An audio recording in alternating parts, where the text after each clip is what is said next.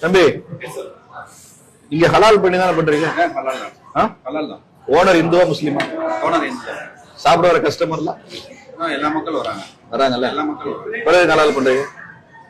ஹலால் பண்றது அது முஸ்லீம் உடம்புடி ஓடி தானே பண்றீங்க, ஏன் பண்றீங்க? இப்ப நாங்களாம் எப்படி சாப்பிடுறது? அவங்களும் வரணும் அப்படின்னா எல்லா மக்களும் வராங்க. நாங்க வரமாட்டோம்ல, அப்போ என்ன பண்ணலாம்? இதுக்கு மேல தமிழ்நாட்டுக்குள்ள திமிரா பேசுறது, ஹோட்டல்ல போய் உட்காந்துட்டு ஹலாலான்னு கேட்கறது, அது நாங்க முடிவு பண்றோம். உனக்கு பிடிக்கல வெளியே எங்க போய் நீ வந்து ஒரு ஐயராத்து கடையில போயிட்டு நீ கறி சாப்பிடு, உன்னை யார் வேணான்னு சொன்னா? இல்ல சங்கரமடத்துல போய் கேளு, கறி இருக்கான்னு போட சொல்லி கேளு.